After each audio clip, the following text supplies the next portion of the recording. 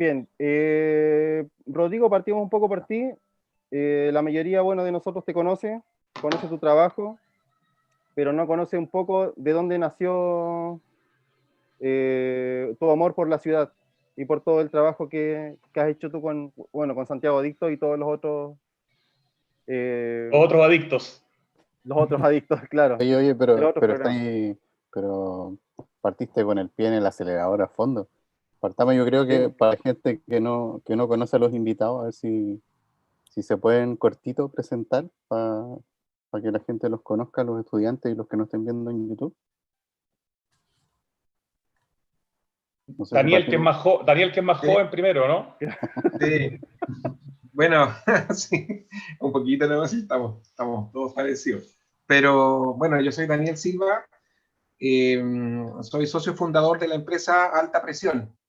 Ya llevamos prácticamente 22 años trabajando, aportando y trabajando en espacios públicos y mejorando lo que es patrimonio nacional. Ese es como lo que hacemos, digamos, desde esa época. Bueno, hemos ido mutando un poquito en el tiempo, pero ahora estamos dedicados casi exclusivamente al mejoramiento de monumentos y espacios públicos y fachadas de edificios, principalmente. Tú nos conociste a nosotros con el tema con el tema de los Juegos Escultóricos de Federica Mata, de la Plaza Brasil, que claro, fue algo bien especial e importante en nuestra carrera de la empresa, que nos dio muchas satisfacciones. claro, donde fue, es un trabajo que no habían hecho ustedes antes, de ese tipo. Fue un trabajo inédito, yo creo que es un tema como casi irrepetible, porque ¿dónde vamos a encontrar algo igual, digamos? Oiga, bueno, Rodrigo, tú, si quieres presentarte igual. Perfecto. Mi nombre es Rodrigo Gendelman, soy periodista, tengo 51 años, para que sepan todos que soy mayor que Daniel y dejarlo claro al tiro. Partí con Santiago Adicto hace casi 9 años. ¿Ah?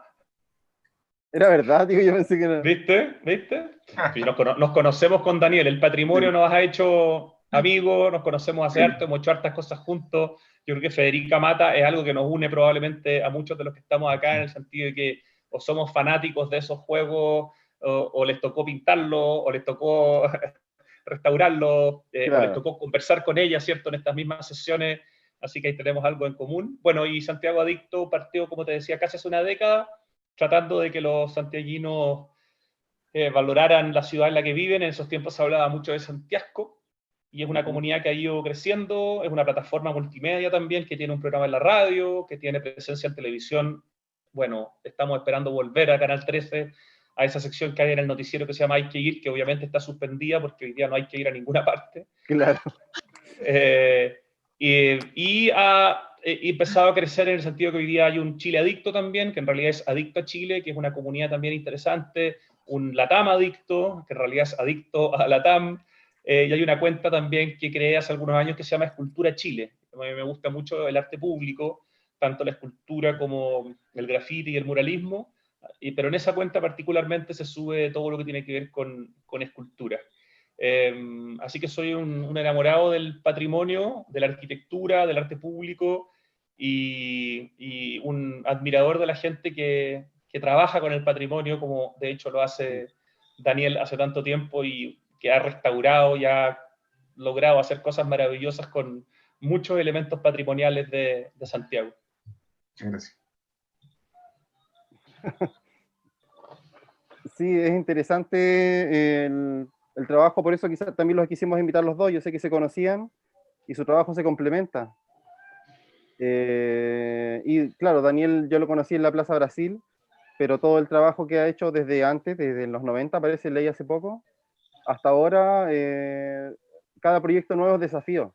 Es también lo que queremos comunicar con los alumnos de diseño, que el diseño es una línea muy transversal, pero que te puedes encontrar con proyectos muy diversos, tanto en estudiando, claro, y fuera de manera profesional.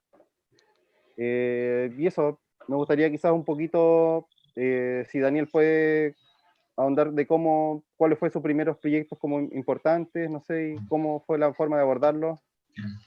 Bueno, alta presión nace el año 98. Y nosotros nos dedicamos, bueno, obviamente como dice el nombre, a trabajo de limpieza con agua en alta presión. Ese fue el inicio de nosotros, fue la idea original. Aprovechar aprovechar los tiempos muertos que hay en las empresas, por ejemplo, para lavar. Esa era la idea de lavar vehículos, lavar camiones, trabajar en las empresas aprovechando que todos estos elementos estaban en la empresa, digamos, sin usar, podríamos ir nosotros y lo íbamos a limpiar ahí mismo.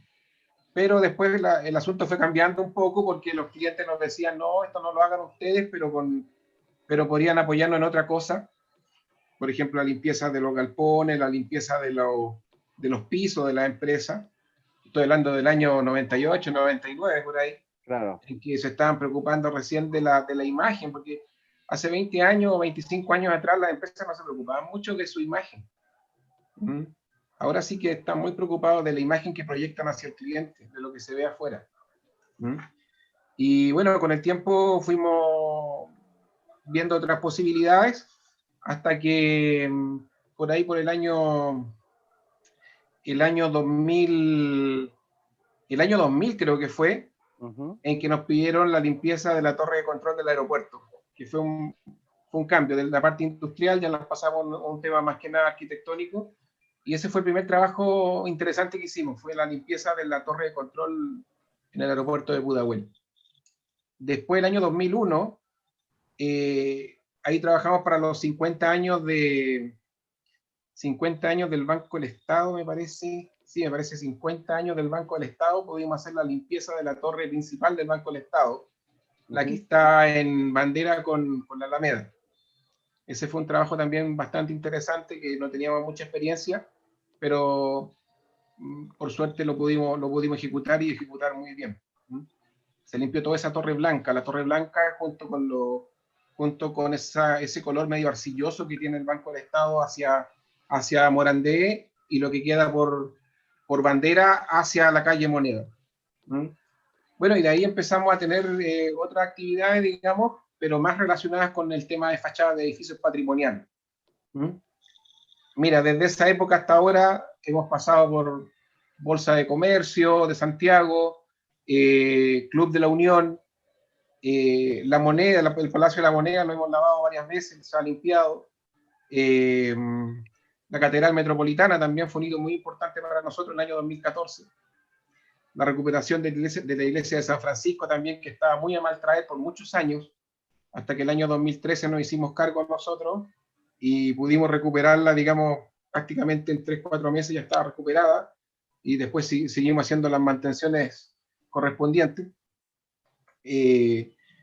Por otra parte, en Antofagasta, me acuerdo que el año 2013, 2012 hicimos también la limpieza de la ex biblioteca de Antofagasta, que también se ejecutó en esa época. Y bueno, de ahora en adelante, como te contaba, con ustedes estuvimos con los Juegos Escultóricos de Federica Mata. Hemos estado recuperando algunas cosas ahora después de las manifestaciones de octubre del año pasado. Se han ido recuperando algunas partes acá en Santiago. Y eso es como un pequeño resumen de lo que hemos realizado desde esa época hasta ahora. Nos hemos paseado por varias partes, digamos, Claro, dentro de Chile. La fachada del MAC la habían hecho igual hace... Sí, la fachada del MAC hace unos años, ¿no? Sí, el MAC se... Mira, más que nada fue un maquillaje que se hizo porque estaba muy rayado. Se eligió una pintura que la recomendó el Consejo de Monumentos y se pintó. Digamos, se pintó la fachada, digamos, la fachada que es lo mismo que la fachada poniente del Bellas Artes, digamos. Sí, claro, Claro. No, quedó bastante bien, no sé cómo estará ahora, me parece que debe estar rayada. No sé si se hizo cargo otra empresa, pero la última vez que la vi estaba muy, muy rayada. Claro, ¿y cómo lo hacen cuando, por ejemplo, ustedes hacen una restauración, una limpieza y al poco tiempo o se raya o se deteriora, bueno, más que nada Claro, se pues el riesgo que deteriora con uno los corre, por rayados. ejemplo, claro, hay ocasiones en que el cliente o el edificio nos pide, por ejemplo, mira, hagamos esta limpieza y después hagamos una especie de mantenciones, digamos, una vez al mes Ah, ya. una vez cada 2 meses, pero hay otras que se hace una sola vez, y te lo digo, yo por experiencia, hay fachadas que la hemos limpiado y han aguantado ni 5 ni 7 días en que han vuelto a estar rayadas. ¿Por qué? Porque se ejecuta el trabajo, pero no hay un respaldo en cuanto a la mantención. Claro, más o menos lo que pasaba con la plaza, ¿sabes? Claro. ¿Mm? De que cómo se realiza la continuidad y al final, no sé si se rayó un poco, no sé si tanto. Mira, se ha mantenido bien. Yo No pasé volví a ir. hace poco por allá y se ha mantenido bastante bien. La gente ha respetado mucho los juegos infantiles, los juegos escultóricos. Sí. No está tan rayado. Tiene rayados, pero no está tan rayado. Claro. Y ya llevamos prácticamente 3 años de que lo hicimos. Sí, harto tiempo. Al principio tuvo unos pequeños rayados, yo pensé que iba a ser como, pero como dices tú, claro, la misma gente del barrio y Sí, se mucha ha gente preocupado esperaba bastante. ya la reapertura, entonces como que Sí. entre todos un poco, Interesante ese fenómeno. Igual me gustaría preguntarle a Daniel cómo lo ven ellos que trabajan en esto. Que el otro día Federica nos comentaba lo mismo, cómo la gente que vive en el lugar se apropia del espacio y vemos como esta diferencia, que hay espacios que se apropian mucho, los cuidan mucho, y otros donde la autoridad normalmente nos dice que hay que cuidarlos, pero no se da el mismo fenómeno. No sé cómo lo ven ustedes en ese sentido. Principalmente los juegos escultóricos son un punto de encuentro, pero imagínate todo el barrio Brasil, el barrio Yungay, en que la gente, nosotros cuando estábamos trabajando ahí, estuvimos casi 4 meses, nos preguntaban a cada rato, oye, ¿cuándo lo van a abrir? Queremos volver a jugar con nuestros hijos, y bueno, hasta que se dio la apertura y fue muy bonito ver gente bastante emocionada en esos días cuando ya se podían ver los juegos terminados, y me imagino que ese tipo de esculturas, digamos, porque yo no sé si serán tanto como juegos para niños, pero son esculturas dedicadas a ellos. Pero yo vi que era un cariño que había por ese tipo de escultura ahí en la Plaza Brasil. Yo creo que el cariño ya da que la gente pueda cuidarlo, pueda mantenerlo, digamos, por lo menos generando un respeto a lo que está ahí. Un comentario con respecto a eso. Hoy día me tocó entrevistar para el programa de radio de Santiago Adicto, en la Radio Duna, acá en Santiago, a una directora de la Fundación Mi Parque. Y esa es una fundación que se dedica básicamente a restaurar o en el fondo, a hacer plazas en sectores vulnerables donde alguna vez hubo algún tipo de plaza o donde alguna vez hubo algún proyecto de plaza. El tema es que los hace con un proceso participativo, la comunidad participa muy, muy de la mano, y esas plazas en general tienden a ser bastante cuidadas porque la gente, los vecinos, participan en su proceso completo, desde el diseño hasta la ejecución, hasta la mantención, el riego, etc. Eso por una parte. Y por otra parte, si uno ve los últimos proyectos de parques, sobre todo donde está liderando el parque metropolitano y se hacen procesos de participación ciudadana, la gente en general pide rejas para que en la noche el lugar sea seguro, para que no entre cualquiera, para que el día siguiente, cuando la señora va en la mañana con la guagua, no se encuentre con gente, no sé, en estado, digamos, complejo, con botellas alrededor, qué sé yo. Y por lo tanto, si uno combina esos dos factores, es decir, el proceso participativo y que la gente se sienta parte de la plaza, parte del parque, parte de ese espacio público, y si al mismo tiempo entendemos que la gente, cuanto más vulnerable los sectores, mayor es la exigencia hoy día de que haya seguridad, de que haya rejas, de que haya protección, yo creo que de alguna manera esos dos factores pueden ayudar también al cuidado y al menor deterioro de un espacio público en el mediano y en el largo plazo. Claro, eso es importante y nosotros igual lo hemos vivido, bueno, con Iván. estudiamos juntos, venimos del graffiti también antes de estudiar diseño, y luego hemos hecho varios proyectos de rescate de patrimonio de los barrios a través de los murales, y pasa mucho eso, que se consulta desde todo el diseño, se le piden a los vecinos fotos antiguas de su familia, se crea un collage con esas fotografías, entonces después ven el reflejo, no ven que alguien trajo un personaje y lo plantó ahí porque yo creo que es así, sino que ven a su abuelo, ven a su perro, ven a su, o sea, a todos los personajes importantes que ellos quieren plasmar, y después eso hace que también se cuide, y hay murales que llevan 5 o 6 años y nadie los ha rayado, y siendo que están en lugares donde siempre se rayaba. Pero pasa eso, claro, que la gente respeta una obra, y la gente también del graffiti, la mayoría de los casos, respeta también las obras de arte. La mayoría de los casos, hay excepciones también. El caso del Museo a Cielo Abierto en San Miguel es un ejemplo extraordinario de cómo la gente que al principio tenía muchas aprensiones respecto de que se pintaran los muros de la zona, fue muy inteligente, yo creo, de parte de Mixart, que es la productora que se armó ahí entre los dos vecinos que tuvieron la idea de que el primer mural fuera de los prisioneros, que justamente uno de los prisioneros había vivido ahí en la villa, en esos mismos edificios. Eso de alguna manera bajó un poquito las defensas de la gente, se empezaron a hacer las consultas, la gente empezó a ceder sus muros. Los vecinos tienen derecho, cuando un muro ya está desgastado por el sol o cuando se ha visto deteriorado por distintas razones, a decidir si quieren que se restaure el muro, que el mismo artista haga otra obra, o incluso que pueda venir otro artista a hacer otra obra. Y ahí Claro. los vecinos de cada edificio toman decisiones.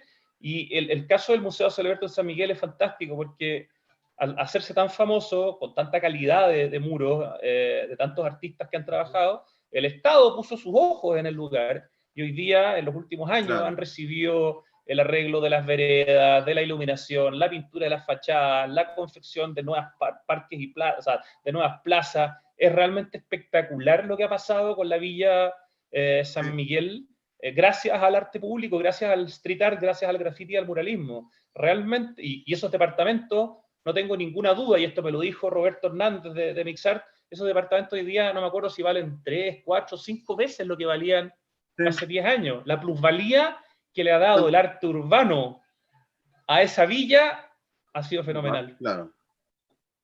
Sí, ese dato igual lo leí, parece, o lo vi en un reportaje de la plusvalía que había tenido cuando iba recién al doble. Claro, valían... Y eso es maravilloso, encuentro yo. O sea, ¿qué Claro, más o sea, lindo que tu propiedad valga más porque hay arte urbano alrededor, porque la gente claro. quiere el lugar? Más encima eso ha permitido, que es lo que ellos querían en un principio, que todo este espacio se salve de alguna manera como de esa avalancha inmobiliaria, ¿no? San Miguel Sí. ha construido una cantidad de edificios impresionante, y lo más probable es que si ellos no hubieran hecho esa pega 10 años atrás, quizás hoy día ya un par de torres se hubieran vendido, y hubiera empresas inmobiliarias que estuvieran de alguna manera tratando de convertir toda esa villa en una zona de nuevos edificios. Han mantenido su identidad, y han mantenido su historia, y han ganado plusvalía. Extraordinario, encuentro yo. Claro, y no sé qué otro tipo de intervención, bueno, yo creo que me refiero al arte. Si no es el arte, ¿qué otra intervención hubiese servido para provocar lo que provocó? Bueno, probablemente perdona que siga hablando, pero yo creo que el tema de los parques es un tema tremendo. Puede ser al revés también el proceso. Hay un parque nuevo que no está inaugurado todavía en Santiago, que está justo en el límite entre Cerro Navia y Pudahuel, que se llama Parque La Hondonada. Es un parque que tiene casi 1,5 kilómetros de largo, tiene 1 hectárea menos que el Parque Bicentenario de Vitacura, o sea, es un tremendo parque de 26 hectáreas, es una maravilla. Y junto con la construcción de este parque, que antes era un vertedero, se construyeron viviendas sociales de 55 metros cuadrados promedio de los departamentos, que es la nueva norma, digamos, que hace crecer un poco los departamentos. ¿Tú te imaginas la diferencia de que tu subsidio te permita vivir primero en una vivienda de 55 metros cuadrados y no de 35 como eran las anteriores? Y segundo, que tu departamento tenga vista a un parque de 1,5 kilómetros, donde hay juegos infantiles, canchas de básquetbol, canchas de fútbol, canchas de todos los tipos, juegos para el verano con agua. O sea, la calidad de vida de una persona que vive al lado de un parque de ese tipo también es un factor que sin duda le va a dar una plusvalía a esos departamentos, no me cabe la menor duda.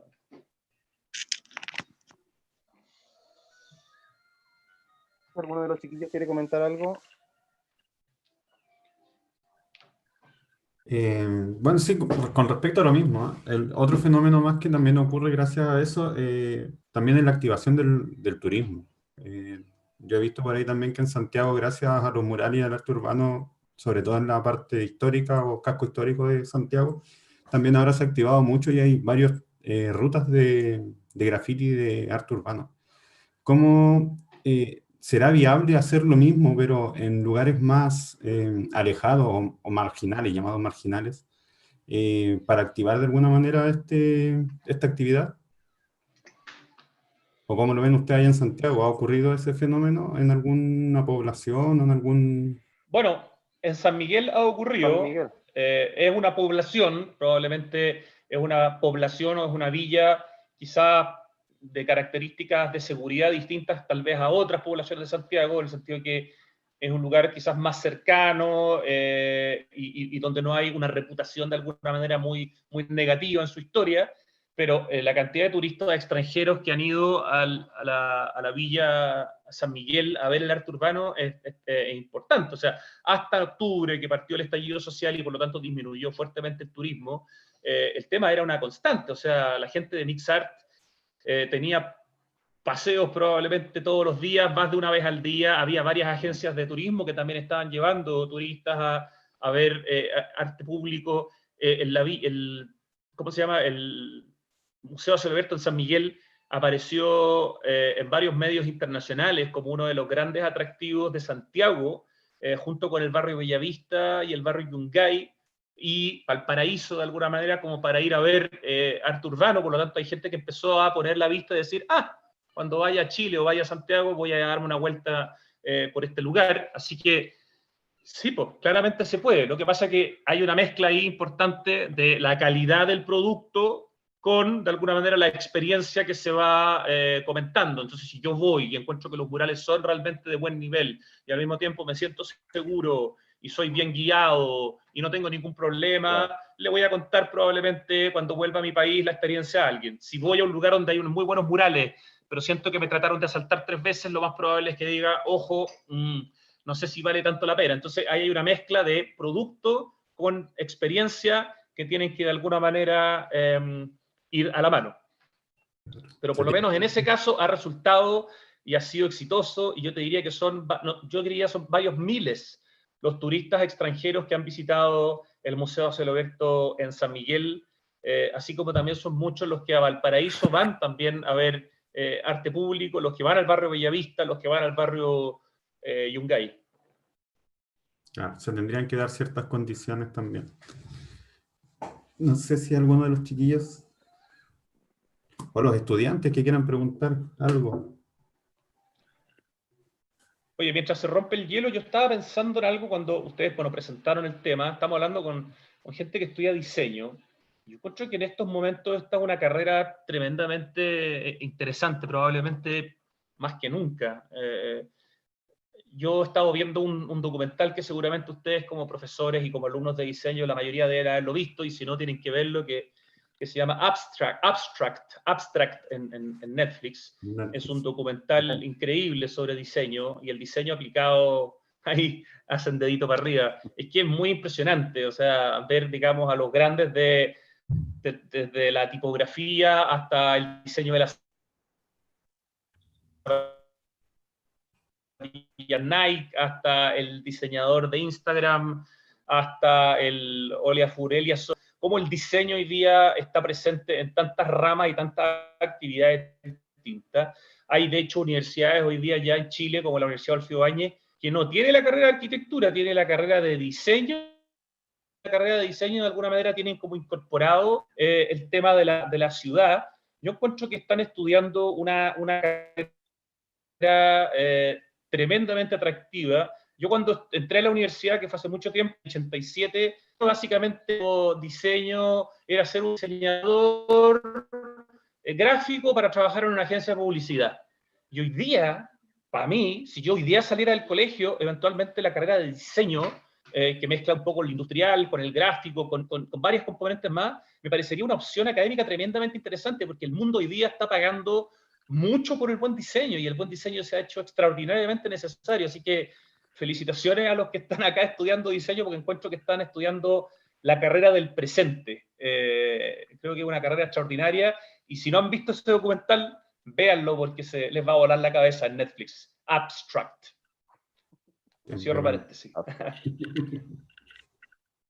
Oye, a mí me gustaría hacerle una pregunta a los dos que tiene que ver un poco con lo que veníamos conversando, en relación a que mucho se dice siempre que a la gente no le interesa mucho el tema cultural. Yo creo que ahí el tema de Santiago Adicto es como el ejemplo de que es todo lo contrario, pues, que a la gente realmente sí le interesa, y los ejemplos que nos contaban recién con mayor razón, pues, o sea, son la prueba viviente de que la gente tiene un interés.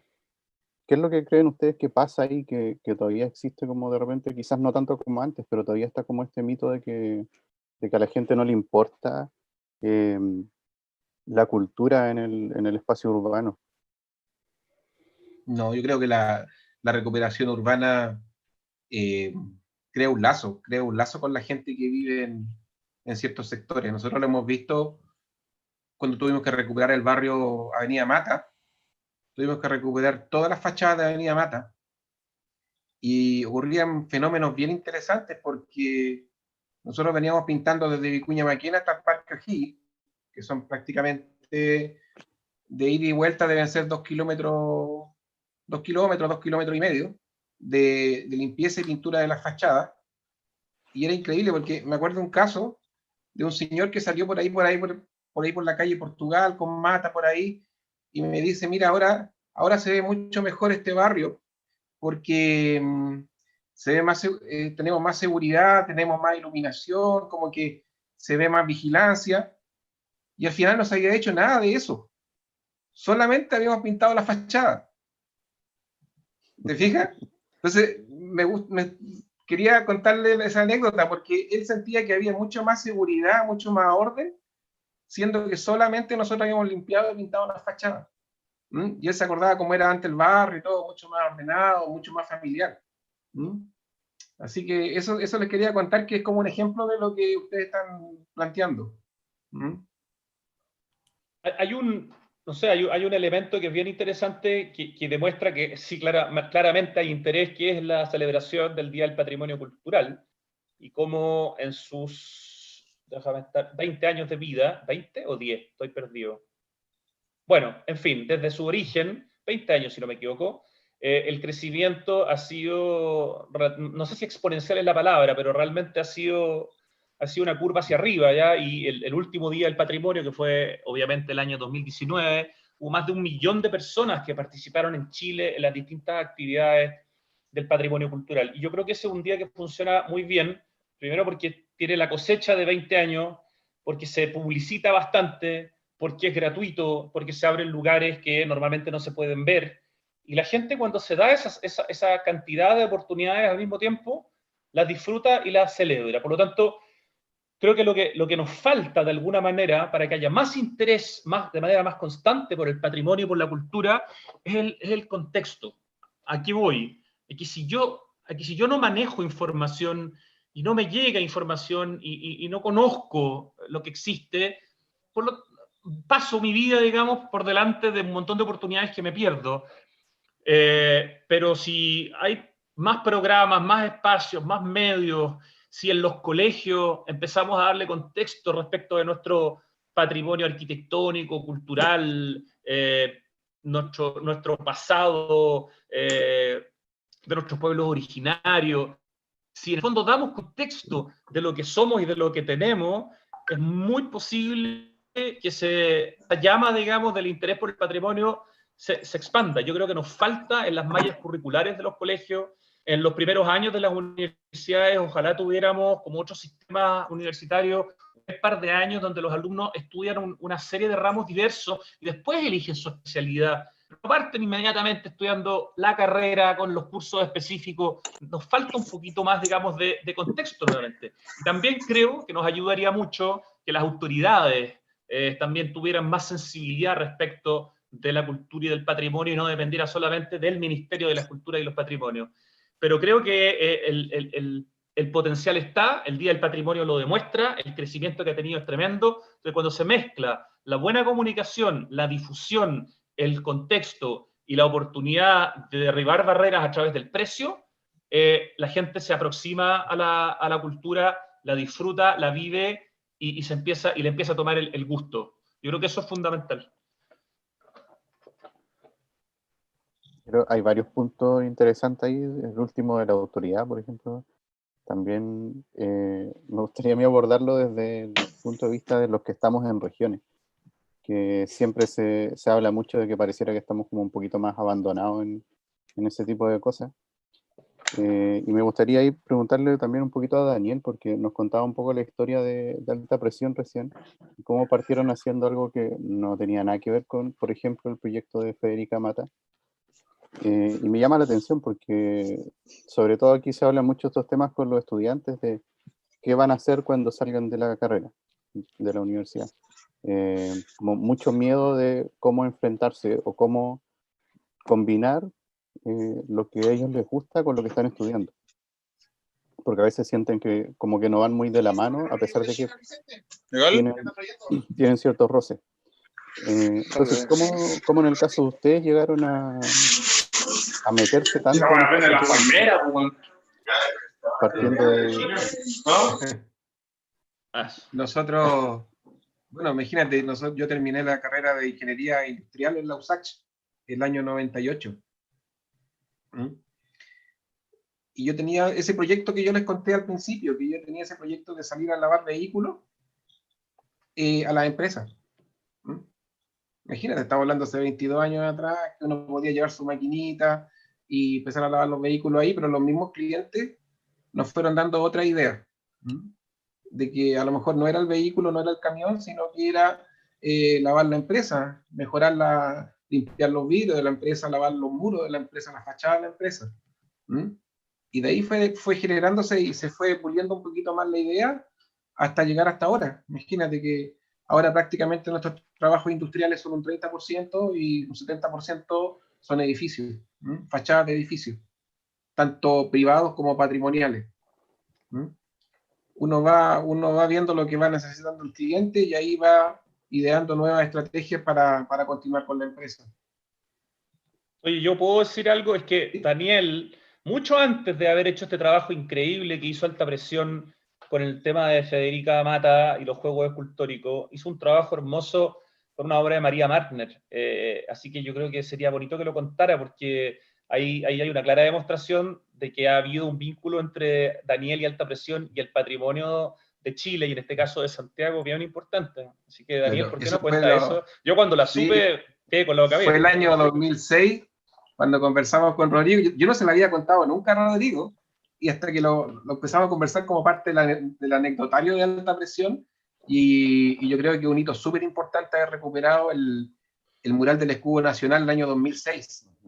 Es un mural de piedra que está fuera de la casa de los presidentes, que el año 1973, fue inaugurado el año 70 por María Martner y el presidente Allende, y el año 73, cuando vino todo el tema del golpe, fue tapado con pintura. Entonces uno pasaba por ahí por Tomás Moro y veía una cantidad de piedras pintadas, pero no se veía lo que había abajo. Eso estuvo por 33 años, estuvo bajo capas de pintura. Entonces yo le comentaba a Rodrigo también esa vez que conversamos, es que esas capas de pintura protegieron el mural por 3 décadas. Es como un tema súper... Claro. ¿Cómo se podría decir?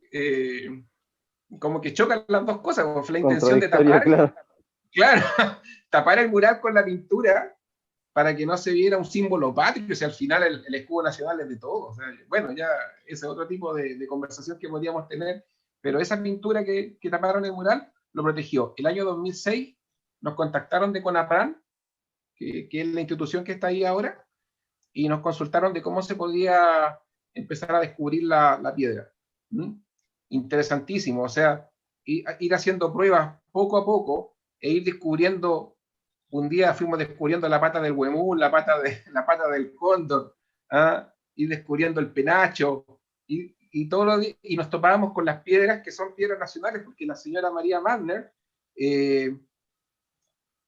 fue ocupando Mira qué lindo cómo lo pusieron ahí en está. pantalla, tal cual. Ahí está. Es una Ahí joya. está, que ahí me emociona, o sea, se me acelera un poco el corazón haber estado ahí metido casi un mes haciendo esta limpieza y he empezado a descubrir el huemul, el cóndor, digamos, y lo más increíble es que después que terminamos todo este trabajo, yo no sabía que la señora estaba viva y apareció para la inauguración, creo que tenía 93, 94 años, y ella llevó las piedras de la estrella, que nos faltaban piedras en la estrella, porque en algún momento cayeron y no se repusieron, pero ella tenía todavía piedras de esas.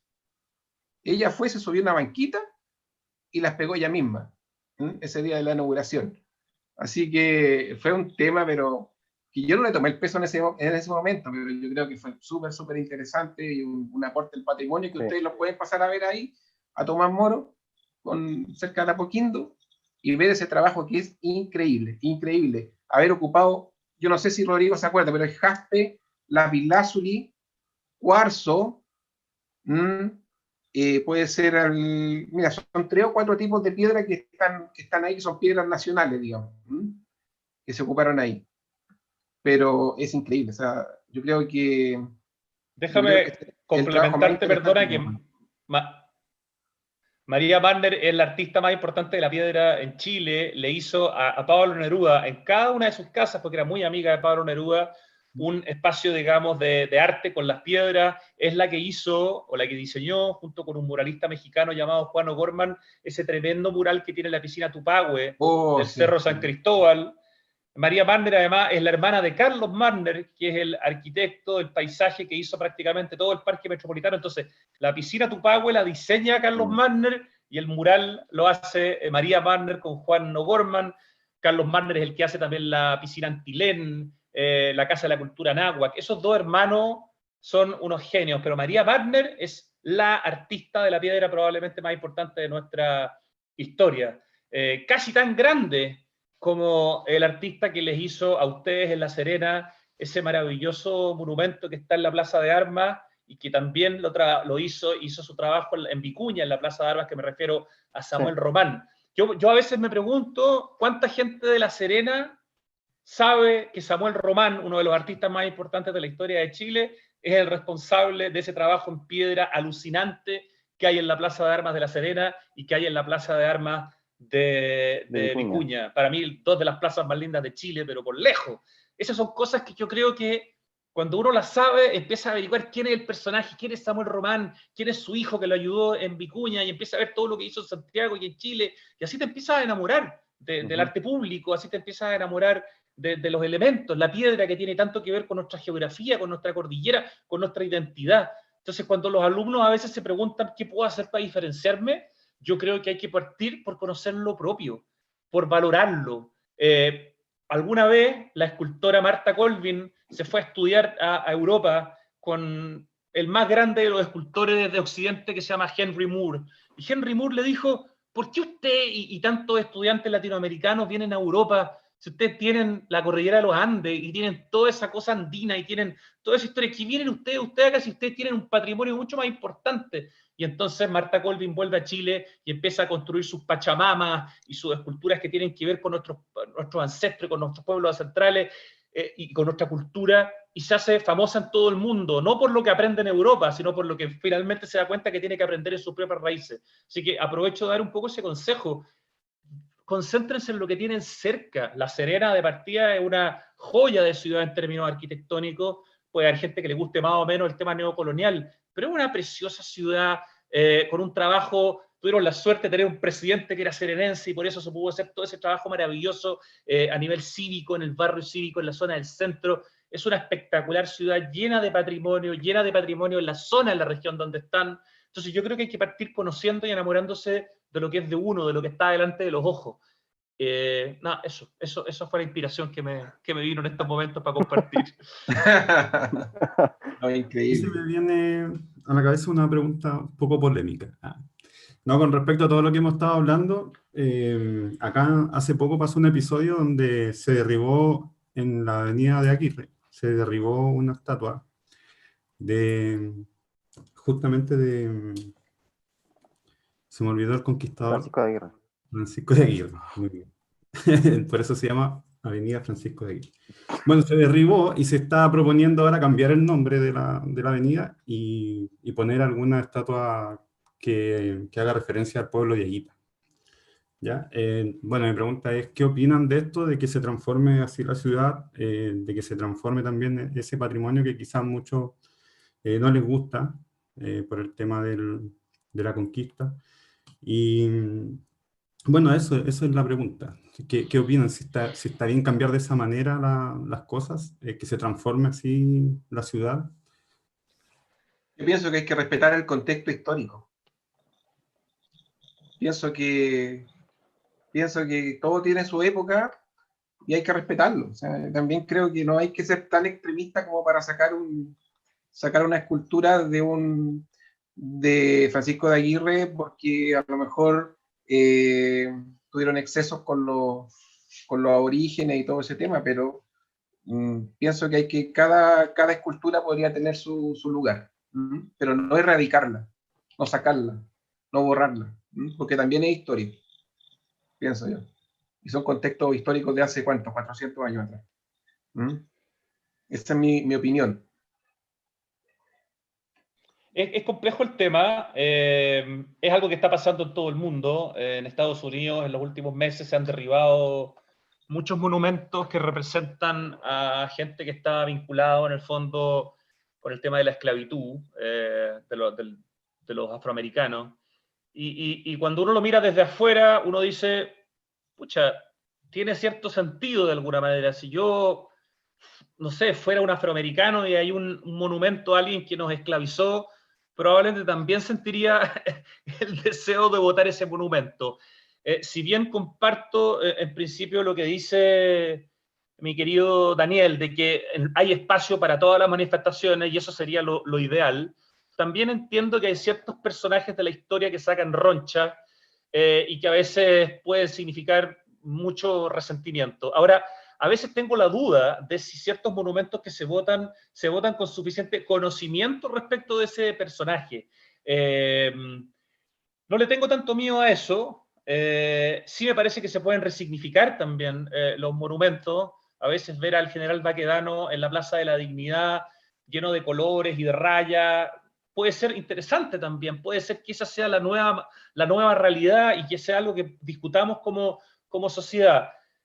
Evidentemente, si algo se destruye, se rompe, ya no tiene arreglo, puede ser un poco más complicado, pero entiendo que ciertos personajes vinculados con la conquista, vinculados con la violencia, vinculados con de alguna manera esta violación de la que muchas veces se habla de los conquistadores a nuestros pueblos aborígenes, puede producir mucha rabia, sobre todo en tiempos de rabia. Entonces, si bien entiendo que algunos monumentos se puedan derribar y lo entiendo, y probablemente quizás en mis años de juventud yo también habría participado de eso por un tema de pasión, me preocupa que eso se pueda transformar en una cosa mucho mayor y que esta cultura de alguna manera de la cancelación de la que se está hablando, en que muchos jóvenes muy apasionados creen que lo que corresponde es callar a otros en vez de dejarlos dar su opinión aunque no estén de acuerdo, se pueda transformar en algo un poco más absolutista. Por lo tanto, un hecho en particular me parece que puede ser entendible. Si se empieza a transformar en que cualquier cosa que no nos parece la derribamos, me parece que se puede transformar en algo un poco más peligroso. Claro. Sí. Y yo puedo hacer una opinión. Por favor, profesora. Yo pienso que, bueno, yo lo considero desde mi punto de vista un acto simbólico, ¿ya? Un acto simbólico porque es como cuando uno termina con el pololo o el novio, no sé, ¿qué es lo que hace ese pedazo a la foto? ¿Ya? Entonces, es como que está en nuestras venas. Si miramos a lo mejor mismo Europa, ellos quizá cuántos monumentos han derribado en el tiempo que llevan de historia, de construcción, ¿ya?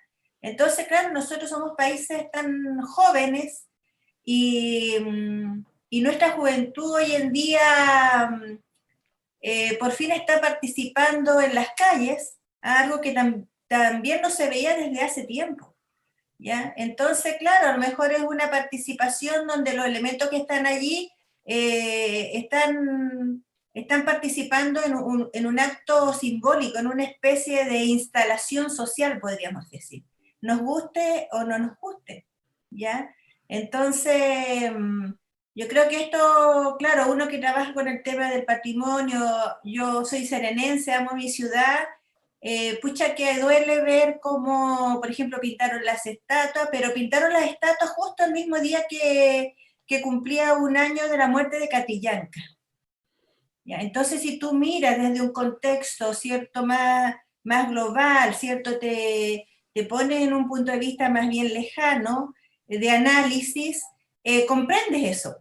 ¿Ah? Lo comprende, porque al final la estatua con la mancha roja se transforma en un acto simbólico. ¿Ya? Entonces, esas son las reflexiones que yo he hecho. Yo no puedo negar que a mí me ha dolido todo lo que ha sucedido en mi ciudad, pero también me ha permitido hacer una reflexión respecto al actuar de los jóvenes. Y entiendo y comprendo en gran parte también su postura. ¿Ya? Son otros tiempos, nosotros fuimos del tiempo a lo mejor de la dictadura y ahora son otros tiempos, pero la agresividad o la violencia no es gratuita, es producto de algo, es un resultado. Es un resultado que se ha venido juntando, ¿cierto?, por años, y que ahora se expresa, y se expresa con lo que a lo mejor que está más cercano, que es la ciudad, es la calle. Eso es lo que puedo decir. Gracias. Así que Daniel tiene mucho trabajo en La Serena. Nosotros hemos estado por allá también. Post 18 de octubre también hemos estado en La Serena, colaborando por ahí con una empresa. Un comentario cortito. Yo entiendo bastante lo que dice Gabriela, en parte lo comparto. De hecho, cuando se pintan los monumentos, lo que más me preocupa es que no sea justamente empresas como Alta Presión las que se dediquen a arreglar esos monumentos, sino que sean las municipalidades con su equipo que le pasan una capa de pintura por arriba, y eso es tremendamente peligroso. Además, muchas veces se borra toda la información que le da contexto a ese monumento. Claro. Eso es una cosa, pero también me preocupa que, por ejemplo, el día de mañana, ustedes ahí en la avenida Francisco de Aguirre tienen toda una serie de esculturas preciosas. Hay esculturas, por ejemplo, de Lili Garafulich, que es una de las grandes escultoras de la historia de Chile, junto con Marta Colvin y con Rebeca Mate. Y mañana perfectamente un grupo de muchachos o muchachas puede decir, Lili Garafulich era una burguesa, y como era una burguesa vamos a ir a destruir su escultura porque nosotros estamos contra la burguesía. Y entonces, quizás después, haciendo los análisis, también vamos a decir, bueno, lo que pasa es que en ese contexto, pero ¿vamos a encontrar contexto para cada destrucción de patrimonio? Esa es la pregunta. Yo no digo que haya algunas cosas que uno no las pueda entender. El punto, lo que me preocupa, y lo dije antes, es hasta dónde, hasta qué punto cada uno tiene derecho, desde su perspectiva de cómo ve la vida, a destruir lo que ha estado ahí por años. Entonces, cuidado, ese un poco es mi preocupación, y la hago con un ejemplo concreto. Una escultura, hay 2 esculturas de Lili Garafulich, si no me equivoco, ahí en la avenida Francisco de Aguirre, así como de otros grandes escultores y escultoras chilenas. Espero que no pasen a mejor vida como la escultura de como la escultura de, ¿qué personaje fue el que se destruyó? Francisco de Aguirre. De Francisco de Aguirre, exacto. Claro, hay una cosa que quería decir a partir de lo que... Por favor, profesor. Disculpen porque soy hambriento, entonces estaba comiendo y llegué tarde. En noviembre pasado me tocó justamente ir a un congreso a Concepción en el medio de las batallas, y mi tema era exponer justamente sobre mobiliario urbano. Tuve que cambiar totalmente mi presentación porque el centro de Concepción prácticamente estaba destruido. Pero, ¿qué pasaba ahí? ¿Y qué es lo que ha pasado en todo Chile? Hay un tema de la pertenencia. Cuando la gente no tiene pertenencia, entra a destruir las obras. Bien lo hicieron, por ejemplo, cuando Alemania firma su rendición en la Primera Guerra Mundial, la firmó en un vagón de tren. ¿Qué hicieron los alemanes? Hicieron volar esos vagones. Cuando Alemania invade Francia en la Segunda Guerra Mundial, hace firmar la rendición no en un vagón de tren, sino que en Versalles. sabiendo que los franceses tenían pertenencia con Versalles y no lo iban a destruir. Si la gente está destruyendo en estos momentos la ciudad es porque la gente no tiene pertenencia. Esto no es mío. Y no es mío por desconocimiento, porque no hay participación y otras cosas más que van incidiendo en que la gente tenga este comportamiento. Entonces, porque si le preguntamos a los serenenses, ¿conocen quiénes son los autores de las esculturas que están ahí? El 10% lo va a conocer. Entonces, tenemos que educar a nuestra población, porque la identidad también se transmite a través de la conversación. ¿Y qué ha pasado con nuestras ciudades? Por ejemplo, en el último tiempo, La Serena y gran parte de Chile se han convertido en parques temáticos. No son ciudades para vivir. Los espacios públicos no son para vivir. Y al no ser para vivirlo, se convierten justamente en lugares de nadie, donde no hay pertenencia, y voy y lo destruyo y me da lo mismo. El espacio público, al ser espacio público, pasa a ser espacio de nadie. Esto no es mío. Nos olvidamos de nosotros. Y eso ha llevado a la vandalización. Entonces, cada vez que uno desarrolla un proyecto en espacio público, tiene que tener previsto el tema de la vandalización. Y tampoco lo estamos considerando. Para bien o para mal. Tenemos que tener claro que el espacio público, al ser definido como el lugar del encuentro de la diversidad, en igualdad de derechos, la gente va a llegar y se va a manifestar. Positiva o negativamente. Y cuando no hay pertenencia, sufrimos lo que hemos sufrido en Santiago, en Valparaíso, Concepción, La Serena y en otros lugares más. Siempre a los estudiantes les digo, difícilmente nosotros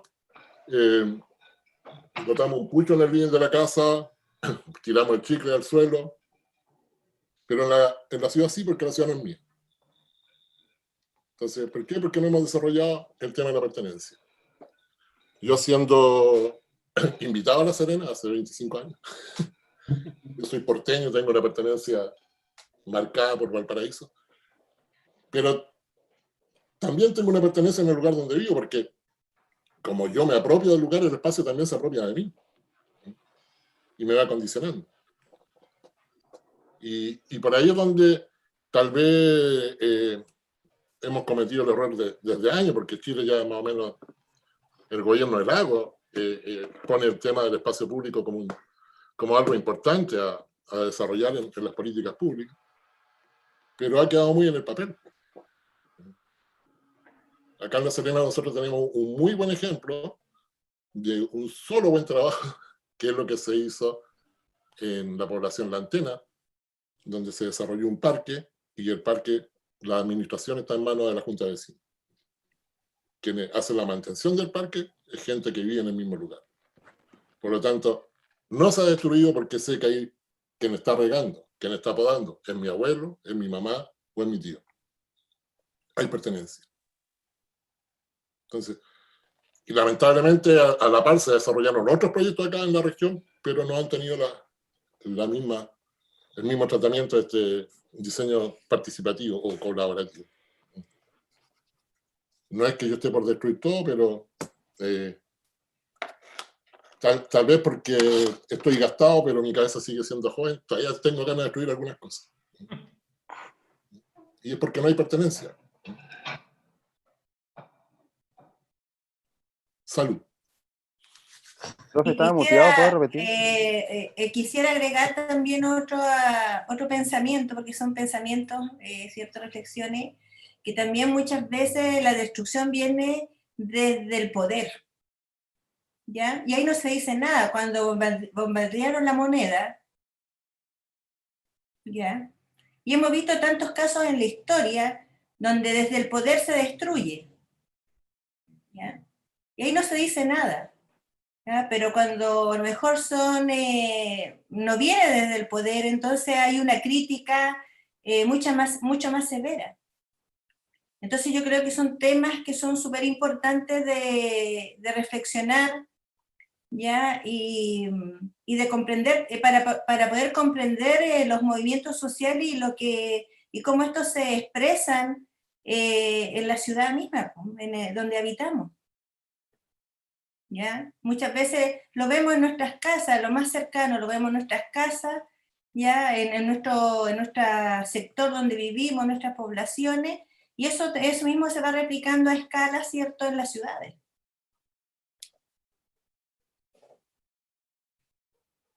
Eso quería también agregar. Yo, perdón, pido disculpas, pero dije al principio que a las 7:30 me tenía que ir, así que no voy a poder seguir, así que pido las excusas del caso, pero tengo que retirarme de la conversación que está poniéndose cada vez más interesante, pero tengo un compromiso familiar. Entonces, Sí. les pido disculpas, les agradezco muchísimo la invitación y cuando quieran, encantado de conversar. Muchas gracias a ti. Gracias a ti, Muchas Rodrigo, por gracias, Un abrazo, hacer Rodrigo. Gracias y disculpen. No hay Un problema. abrazo. Que te vaya muy bien.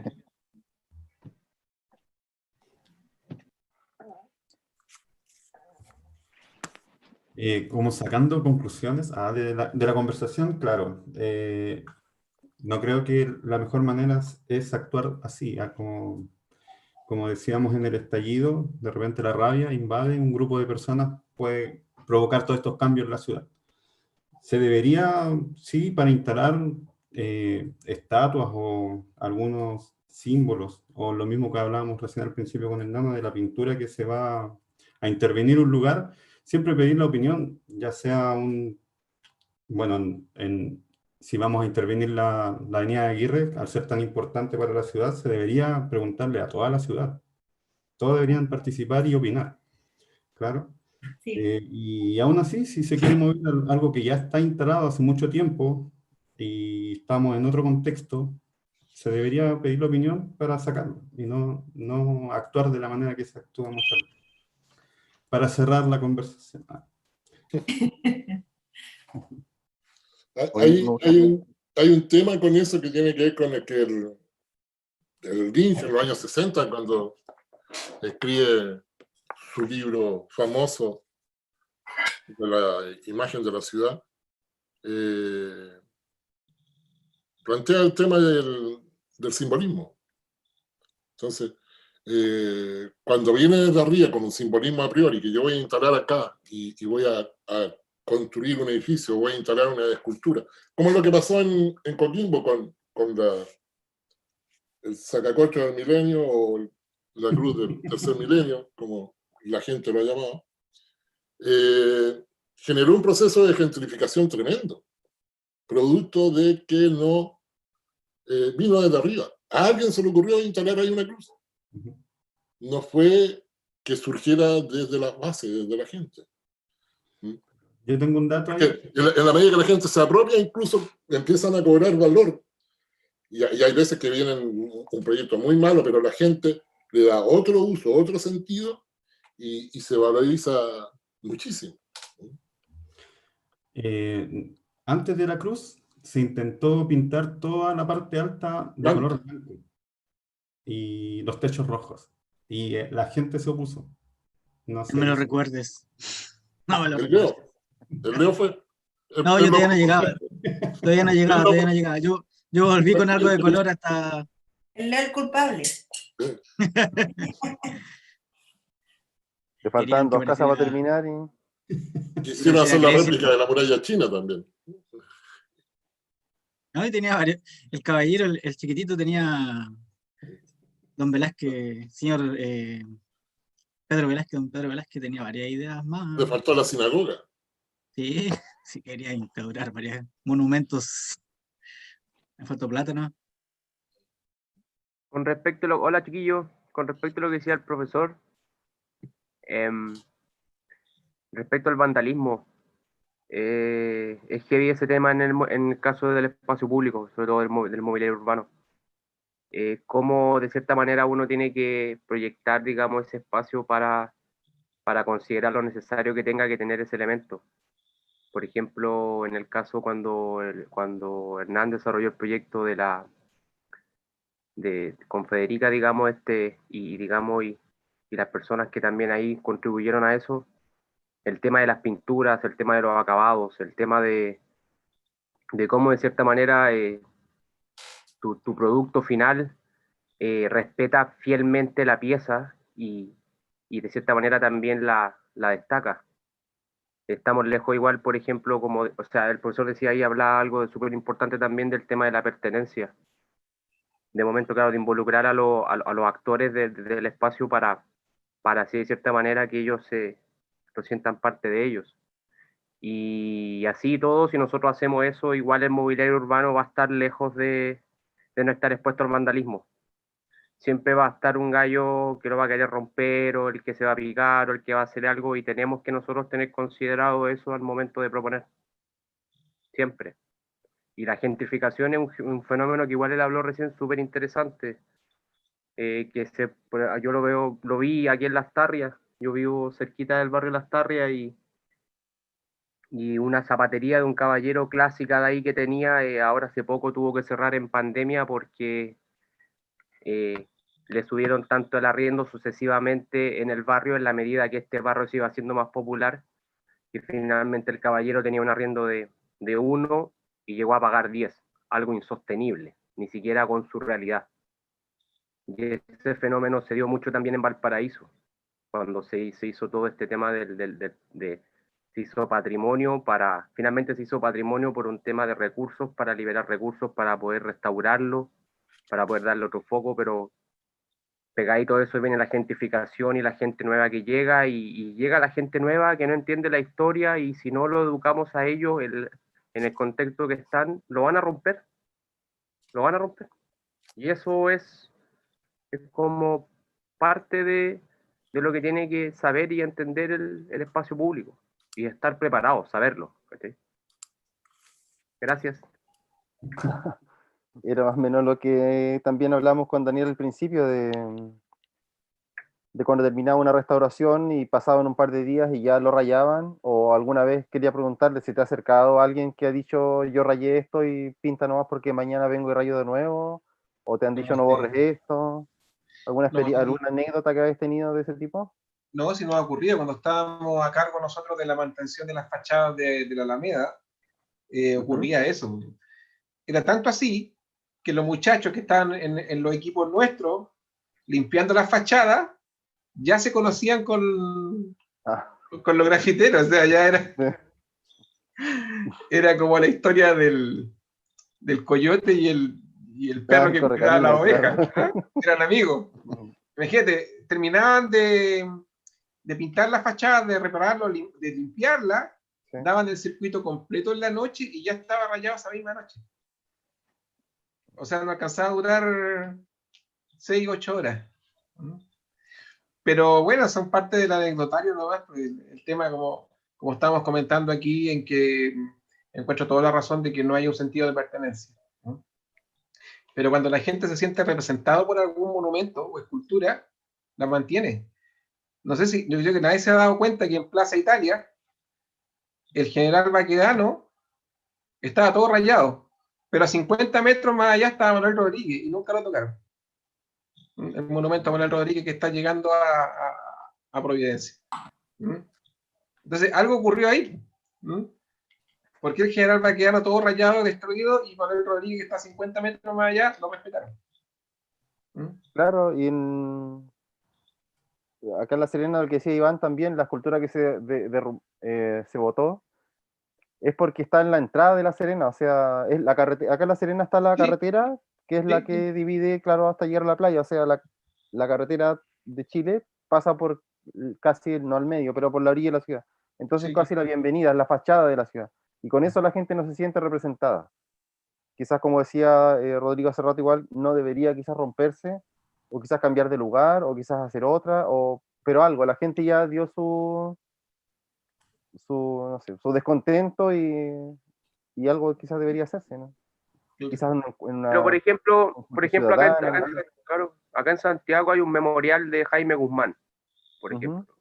Está aquí en cerca de ahí en Vitacura. Sé que la rotonda esta nueva que hicieron.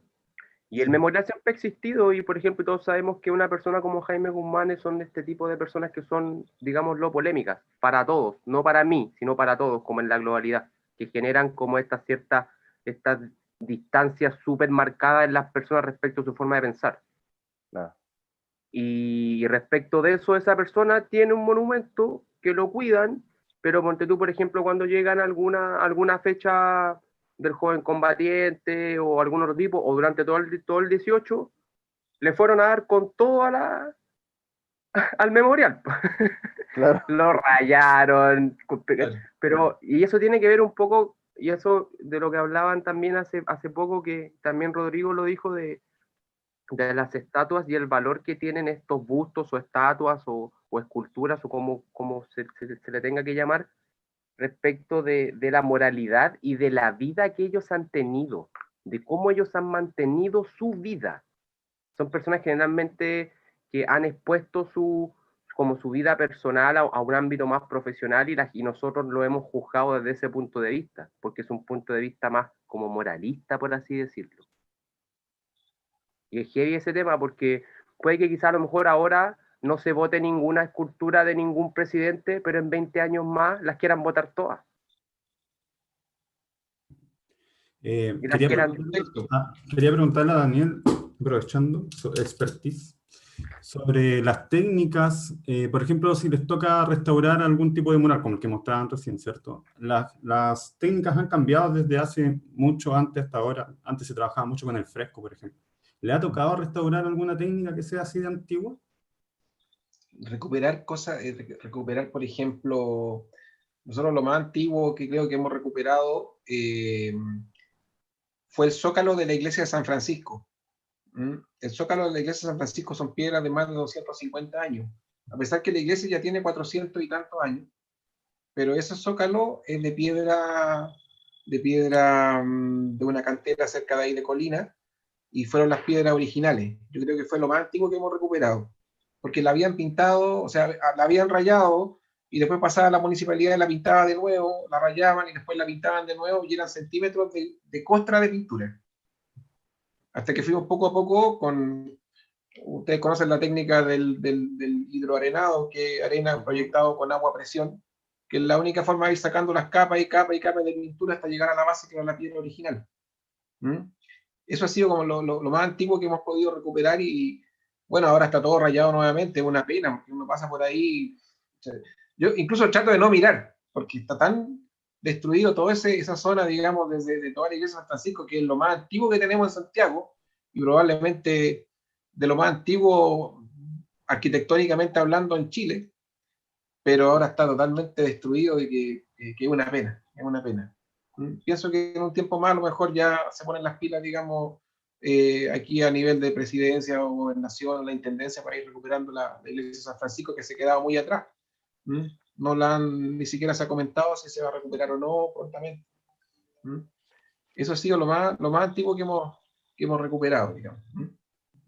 ¿Complejo? ¿Algún trabajo súper complejo que le ha tocado realizar? Mira, sí, fue complejo el tema que conversamos, lo de la María Manner, el mural del escudo nacional, porque eran piedras muy delicadas, eran casi 3 décadas que estaban ahí, que estaba ahí el mural, en que teníamos miedo nosotros de que con el choque de la arena con el agua, a pesar que vamos regulando la presión, vamos regulando la granulometría de la arena, la distancia del choque del agua, teníamos miedo de que desprendiéramos todas las piedras, cosa que al final creo que fueron 3 o 4 piedras las que se desprendieron, y todo quedó perfecto. Ese es un orgullo que hasta el día de hoy mantenemos acá en la empresa, en que tenemos todavía las fotos, las tenemos marcadas de cómo fue, cómo estaba antes, cómo estaba después. A pesar que no fue un trabajo muy grande, pero creo que ha sido lo más simbólico que hemos hecho. Eso ha sido como digamos, lo más importante que hemos recuperado, digamos. Daniel, No fueron disculpa, trabajos tan... Sí. Respecto a eso mismo, ¿tienes alguna imagen que puedas como compartir de cómo lo encontraron ustedes? Bueno, ya vimos el cómo quedó. ¿Y cómo quedó? Mira, no la tengo acá. Yo se las podría después hacértela llegar.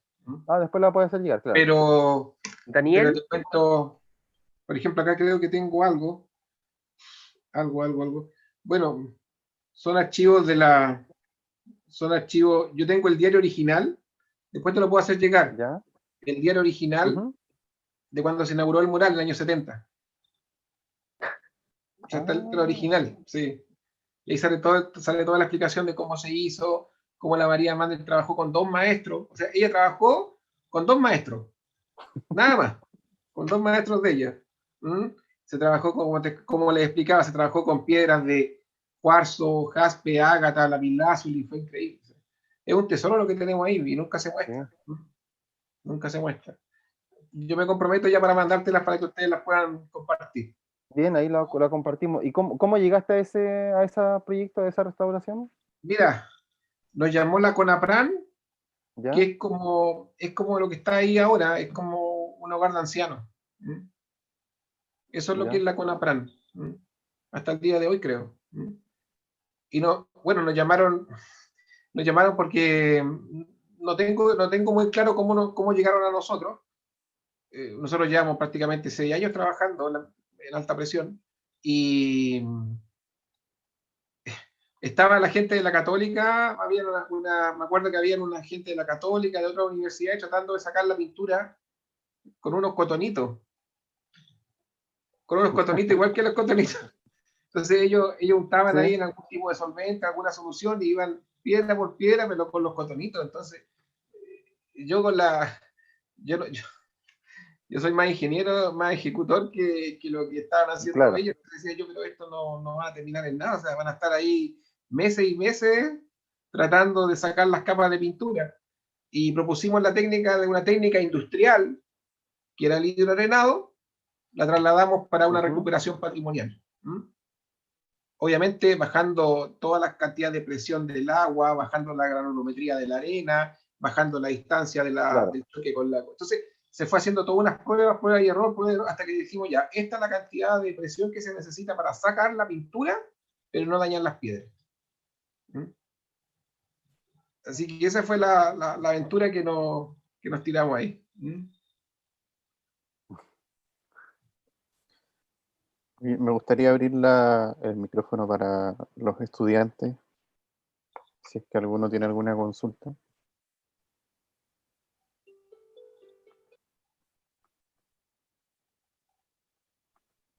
Ninguno, están tímidos hoy día.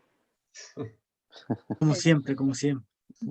No sé si consulta, pero sí hablar, porque hoy qué bacán en todos estos temas, de lo que comentaba desde que partió, desde que yo me enganché. Yo me estaba acordando de este parque 18 de septiembre que comentó el profe Baeza. Hay historia y registro de que eso también fue un basural. No sé qué extensión tendrá ese parque, pero yo diría que es caminar y caminar y caminar, que será 1 kilómetro. Y también en algún momento lo comentó Rodrigo sobre otro lugar que era un basural y que alcanzó plusvalía y todo. No sé si eso pase en la Antena con este parque, pero sí es súper cierto que toda la gente que participa y que trabaja ahí, que lo mantiene, se siente parte. Y hay gente ahí, dirigente, demasiado convencida de que ese es su espacio. Y es gente que se reconoce de territorios que son la Juan 23, la 17 de septiembre, gente con estos títulos o señalados de marginales, pero que es su espacio. Entonces, no sé si mucho la plusvalía, pero sí un espacio reconocido por la gente del territorio, y que lo cuide, y que vive ahí, que vivió el proceso, y cada parte del proceso. Entonces me hace mucho sentido con la pregunta que se le hizo a Daniel sobre las técnicas, porque la gente cuando participa de la pega, de cómo se hace, de cómo funciona, ¿cierto? No sé, medidas, materiales, maquinaria, se mete en el cuento. Yo viví ahí en la Antena y viví también en la Florida, y hay una separación de lo que la gente siente viviendo en la Florida y en la Antena, como que se tienen un rechazo, no sé por qué, o quizás sí sé por qué, pero la gente se mete y la gente lo cuida. Entonces, quizá cómo cierto luchar contra el vandalismo o hacer que se tenga o que exista un poquito más sentido de pertenencia, puede ser el que no solo viene desde la educación como la institución, sino que todos tenemos una pega colaborativa y también desde el diseño, en que mismo alta presión como marca, ¿cierto? Como institución podría, no sé, tener un espacio educativo o de transmisión hacia la gente, hacia donde se llega, sobre eso, sobre el proceso, sobre el cariño que se tiene haciendo la pega de restauración. Yo creo que ahí la gente se engancharía bastante en el saber cómo se recupera esto y saber de los materiales. Por ejemplo, saber que en este escudo existe cuadro, jaspe, ágata, lapislázuli, etc. ¿Y qué son esas piedras? Para la gente muchos no tienen ni idea, pero saber que se vuelve un símbolo y que en otro momento decían, lo que se llega y se instala, la gente también lo hace parte de uno, pero ya a su manera, como lo adaptan, porque vivieron un pedacito de la historia. Entonces eso yo creo que hace que nos acerquemos de alguna forma. Participación. Sería como útil. Y bueno, se me ocurren cantidad de ideas, pero sí, al ser parte de algo y al conocer su historia y al encariñarnos con los procesos, le vamos tomando más sentido a que hay que cuidar algo. Ahora, la profe Graveriela en otro momento decía, eh, claro, cuando desde el poder se destruye no se cuestiona. Y es cierto, no se cuestiona. ¿Por qué ahora cuando se puso a la Milanca, y que eso es súper simbólico, ¿cierto? Con lo que pasó con el Francisco de Aguirre que se sacó, ¿por qué se tiene que quitar el símbolo después? ¿Por qué no ponerlo, o quizá en otro espacio, pero que no se borre, como símbolos que pasaron en un momento que va a ser historia después en los libros, el 18 de octubre y para adelante, pero que no se borre nomás, porque quede en otro espacio, así como en Alemania hoy día se sabe a cuánta gente se masacró? Y que si ahora hay estos carteles que ya no se llama Francisco Aguirre, sino que la gente lo reconoce en su discurso como la Avenida Diaguita, ¿por qué no se queda así también, pues, en otro contexto?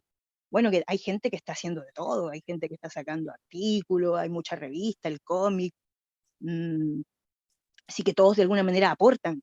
Pero yo creo que los símbolos no deberían desaparecer, sino que sí crear contexto y respeto por todos, ¿no? Como lo decía el profe Iván, ¿no? Sí, hay que pedir permiso para instalar, hay que pedir permiso para sacar. Lo que se instaló con estos nuevos nombres, ¿por qué no se masacró a, mm, a Manuel Rodríguez, cierto? Que la gente sabe que Manuel Rodríguez estaba de parte del pueblo, y ya no así Baquedano. Entonces, de una u otra manera sí sabemos a quién se le rechaza, pero no se le conoce a la persona, uno se rechaza como al título. Entonces, quizá ese como cariño de los procesos no se acerquen más. O es muy loco lo que estoy diciendo, no sé, se me ocurre. No, muchas gracias, Rosa, por la intervención. Yo creo que todos pensamos de la misma manera. Ujú. Sí, Bueno, mira, hay varias cosas también que tienen que ver con los espacios. O sea, eh, a ver, ¿cómo lo digo? Para que no suene. Por ejemplo, hay ciudades que te prohíben hacer algo en ciertos lugares, pero sí te dan espacios en otros lugares para intervenirlo. Lo que pasa mucho en La Serena, que yo creo, es que se niegan mucho a las nuevas intervenciones, que es lo que hablamos en los conversatorios anteriores.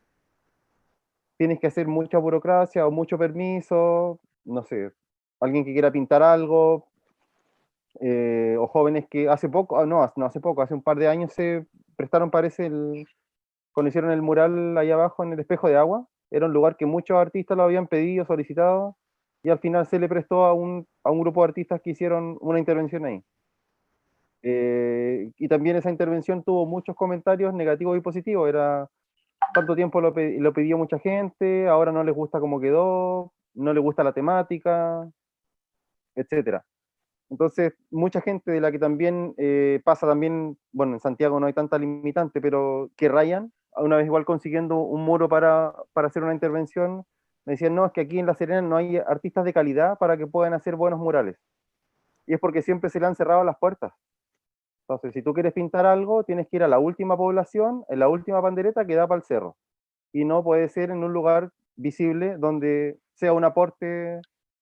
También he escuchado un mini fragmento de una entrevista que le hicieron al Mono González, que él también decía que las murallas blancas también son,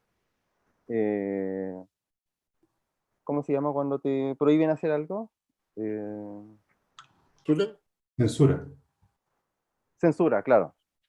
Entonces decía, claro, porque si tú no te quieres expresar, no estás dejando que otro lo haga. Entonces siento que en La Serena hay un poco de limitantes que hacen que también la gente no pueda desarrollar su trabajo en el espacio público, se puede decir, no sé. ¿Pero tú crees que es más acá en Serena que en otros lugares? ¿O es así culturalmente, digamos? ¿O acá porque por el No, de que sea un casco yo creo que histórico, por el el yo creo que es por el neocolonial? casco histórico. Yo creo que es por eso, es porque es que también hay muchos discursos contradictorios, ¿cachai? Como que no sé, hay cosas que no se pueden hacer en el centro de La Serena porque es una ciudad colonial, pero sí puedes tener 3 carnicerías en una calle con olor a carne todos los días al lado de las iglesias o por ahí. Entonces, o cuidamos el patrimonio y lo mantenemos bien para el turismo, para todo lo que se dice, o solo algunas cosas no se pueden hacer, otras sí. También no pueden hacer intervenciones en la Avenida Aguirre porque está la escultura, pero cuando están las votaciones de todos los políticos, llenamos la Avenida Aguirre con... Entonces, Porque o es o no es. yo he Allá escuchado voy de un poco yo. repente se prohíben hacer estas intervenciones o varios tipos de intervenciones por el tema que hay una ley que se llama Plan Serena. Entonces, ¿se debería modificar o tú crees que hay un vacío ahí legal y por eso se ponen esta carnicería? Porque hay un vacío legal que nos habla de que no se puede poner carnicería. Pero sí hay algo específico que dice que no se puede pintar de otro color que no sea... Tiene que ver con la forma, tiene que ver con la forma y no con el fondo.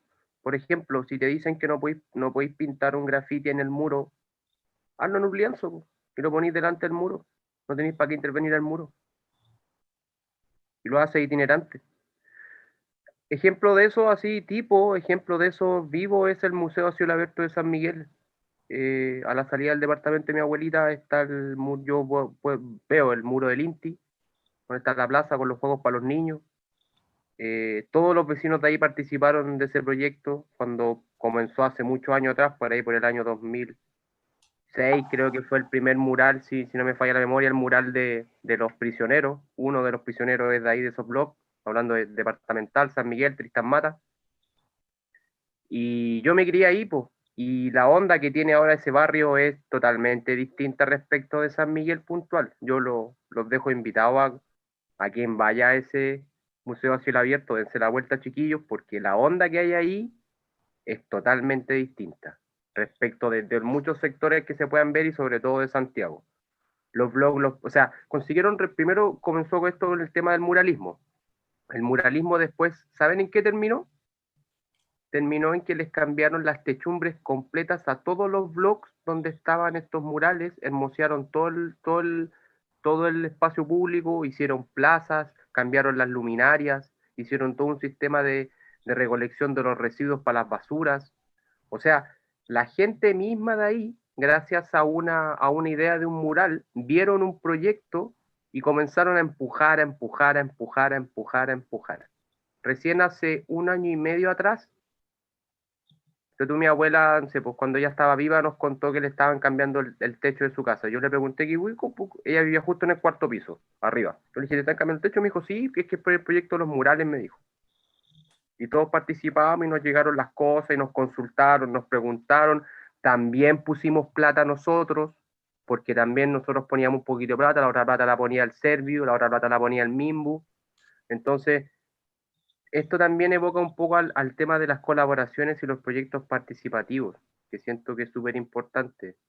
Quizás a lo mejor los vecinos si se juntaban, no hubiesen podido hacer el cambio de los techos, pero lo ayudó el muralismo, porque también había gente del muralismo empujando recursos para eso.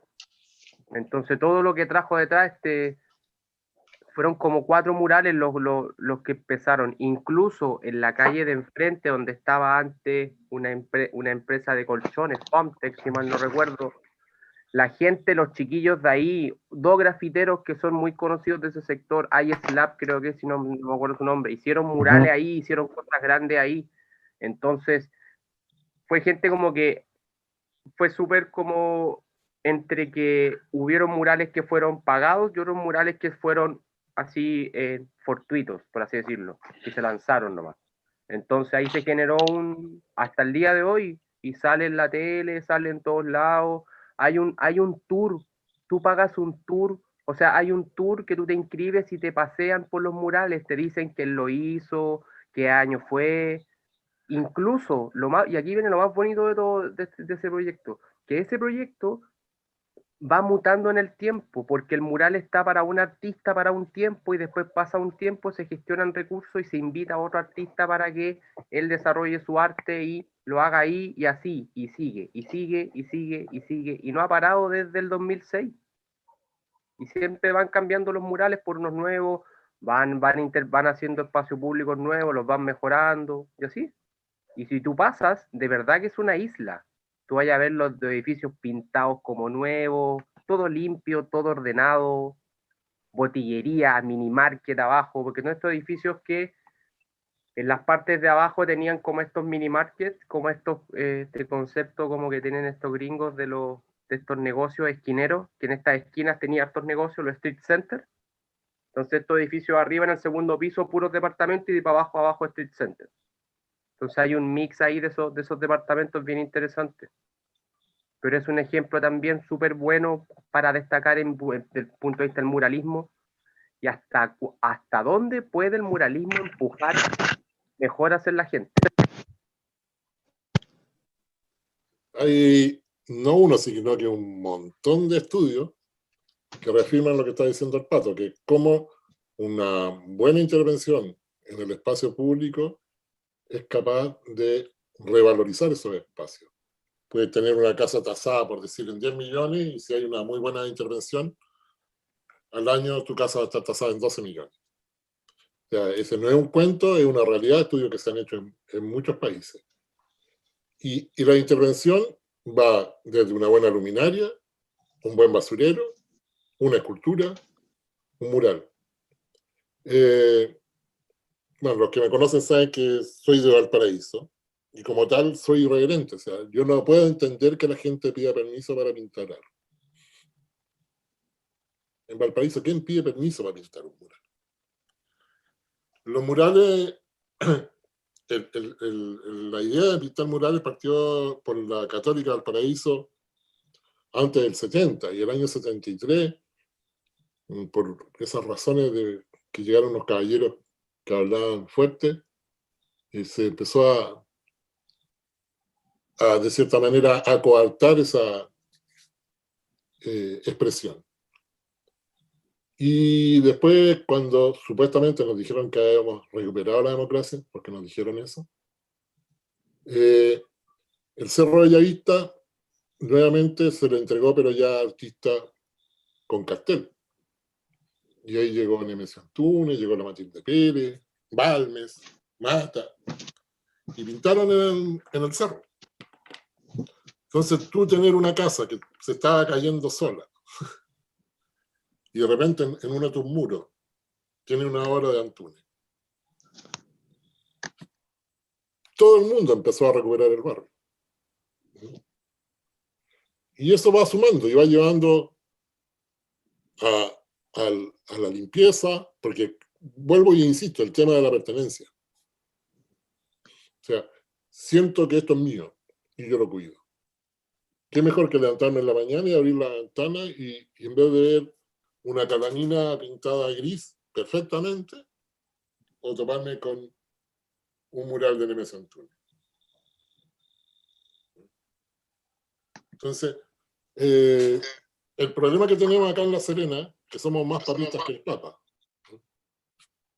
En La Serena estamos amarrados de mano porque queremos amarrarnos de mano. Todos los urbanistas, todos los antropólogos te están diciendo abiertamente y a cada rato de que cuando te llenas de decretos, hay un decreto que no se escribió, pero que está mandando a todo, que estás decretando la muerte de la ciudad. Porque cuando la inmovilizas, se murió la ciudad. Porque la ciudad, por esencia, es viva. Por ejemplo, en Barcelona, donde está la Catedral Gótica, está sobre unos muros y ruinas romanas. Entonces no se podría haber construido la catedral gótica porque hay una ruina romana. Salgo de esa catedral y al frente me topo con un mural de Picasso. O sea, ¿cómo Picasso iba a pintar frente a una catedral gótica? Entonces, tú dices, ¿cómo? O sea, si la ciudad es una cosa viva. Calvino dice que la ciudad está hecha justamente de las huellas que uno va dejando, no tanto de los edificios, sino que las huellas que deja la gente. Y las expresiones artísticas son huellas de la gente. Y una intervención artística, incluso el caso que estaba contando el Pato, corre el riesgo porque hay un exceso de planificación, porque lo lógico es que una intervención, su calidad la va a hacer que se valide. Porque si yo veo algo bueno, no me voy a querer ir a pintar encima. Muchas veces recuerdo a más de algunos de ustedes que haber conversado cuando estaban estudiando, profe, ¿podemos pintar acá? Pinten.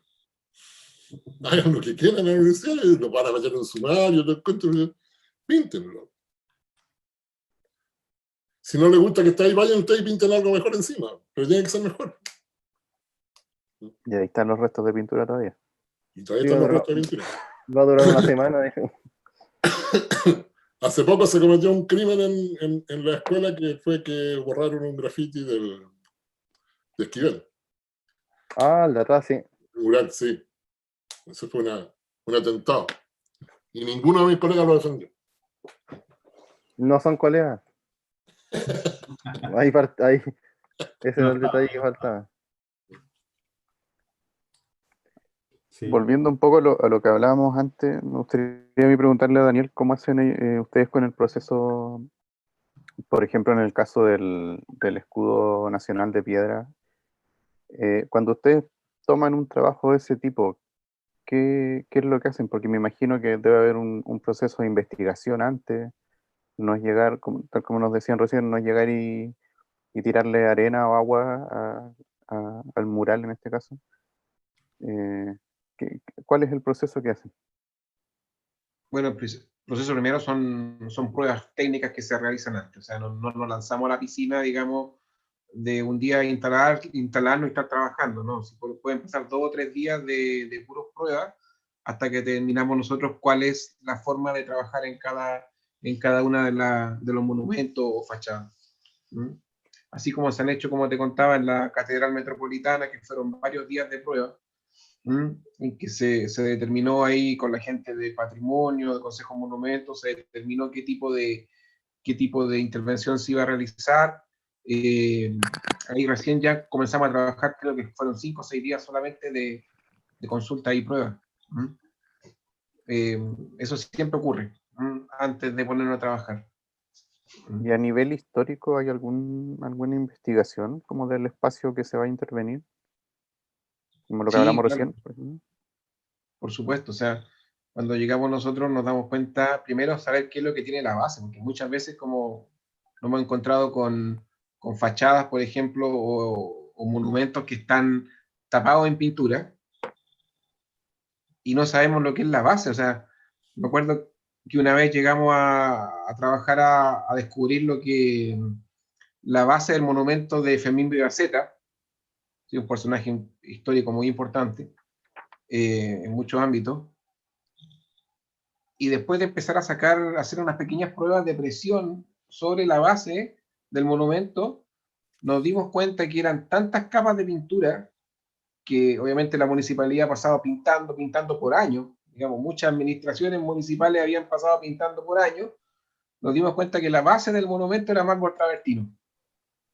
Nadie, ni siquiera la municipalidad ni la gente de patrimonio sabía que abajo de todas esas capas de pintura había mármol travertino. Y esos mármoles travestinos tenían inscritos unos bajos relieves con todos los próceres que habían trabajado en la parte del gremialismo, con la parte de arquitectura, con Vivaceta. Entonces, empezamos a descubrir poco a poco hasta que llegamos al mármol y empezamos a descubrir las letras, digamos, de cada uno de los próceres que había trabajado con Vivaceta. Fue bastante interesante, muy lindo haber descubierto eso. ¿Mm? Es un ejemplo de cómo uno puede descubrir lo que hay debajo de de tanto cuidado, digamos, mal hecho por ciertas administraciones de municipalidades. Y ahí, bueno, me gustaría saber si tiene algún consejo o alguna recomendación que le podrías dar a los estudiantes, pensando que en algún momento ellos también van a estar trabajando a lo mejor en estas áreas. Claro. Primero que se interesen en la historia, porque aquí todo lo que hemos conversado ha sido básicamente historia. Y ir conociendo mucho más, porque al conocer mucho más de lo que significa digamos, un asentamiento patrimonial, tenemos que saber lo que estamos haciendo. Tenemos que saber lo que estamos haciendo y no tratar de llegar y hacerlo sin conocer lo que se va a recuperar. Primero hay que tener un cuidado con eso. Y lo que decía el profesor también, que me impactó mucho lo que dijo el profesor también en el tema de la pertenencia. Que al tener un sentido de pertenencia en que es mío y lo cuido, va a generar mucho más interés por hacer las cosas bien, por hacer las cosas como corresponde. Ahí se pueden ver, creo, las esculturas de Federica Claro, Mato, aquí ¿cierto? estaba el video, claro, que te quería mostrarlo porque acá está desde que tomaron la plaza hasta la inauguración, me parece, ¿no? Sí, muy bonito ese Es video. de alta presión. Sí, si lo podían compartir ahí Ese para ver creo más que o menos todo el proceso. está en YouTube también y está en la página, creo. Sí, Sí, este es de YouTube. claro. Eso fue del año 93 que se inauguraron los Juegos Cultóricos, año 93 al 2017. Imagínate. Fueron 25 años casi. Sí. Y ahí pasaba lo mismo de la tecnología que se usó al principio, Mira que la capa decían de que se pintura había que tenía, pintado mira. con... No, fue interesantísimo este trabajo. Sacar toda la pintura y volver a hacerlo. Y lo increíble fue que, bueno, tú lo sabes, Nan, haber estado con la artista ahí mismo, o sea, Y con con las la artista maquetas, claro. ayudando, ¿no? Físicamente, digamos, ahí. Presenta, ahí está el artista con el alcalde. Estaban con sus maquetas también. Ella hizo sus modificaciones también al ver ya la escultura sin pintura. Ella empezó a dar ideas nuevas para las esculturas digamos, de la cordillera de los Andes, de los dragones, me acuerdo, del volcán. El volcán, sí. Ahí está Aguilera. Ahí está Aguilera, castigado. Claro.